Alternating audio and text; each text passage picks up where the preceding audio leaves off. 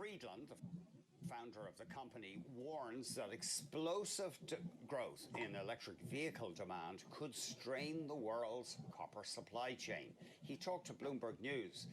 Friedland said customers shouldn't be surprised if a copper shortage eventually results in vehicle delivery constraints. In a modern urban environment, we're divorced from the supply chain.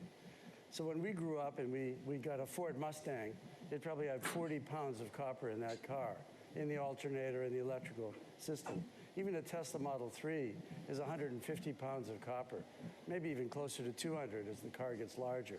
So there's an order of magnitude more copper in each unit you build in the electric car. But the electric car itself is the least of it.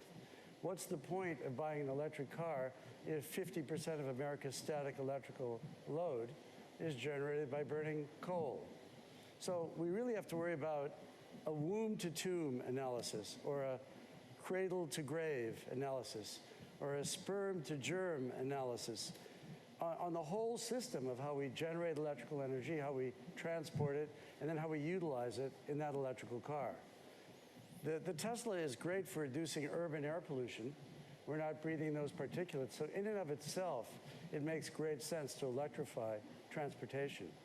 But the copper demand is coming from solar, from wind, from getting that energy in that last mile into your home. For that, we're going to need a huge amount of copper, and copper is effectively the new oil. The United States and China are already in a Cold War over technology, key intellectual property, and semiconductors.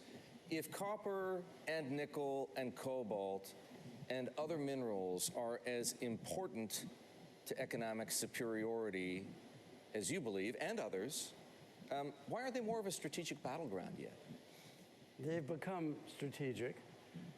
You know, the Chinese have 1.4 billion people, and they have to uplift the lifestyle of all their people. Any government has that responsibility. They've been looking forward to the electrification of their economy well ahead of the United States.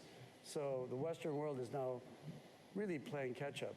We've balkanized the world economy, where the Chinese are worried about, you know, organizing their supply chain right down to the bottom for critical raw materials. The Europeans have woken up to this same idea, and I can assure you the United States is also concerned. But the problem was that when you and I grew up, we had that old food pyramid where the U.S. government told us what we were supposed to eat, which was really a product of the agricultural industry wanting to eat so much bacon and so much eggs every day.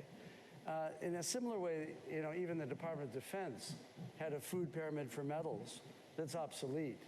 Now, the American government and all governments are waking up to the fact that we're going to electrify the world economy.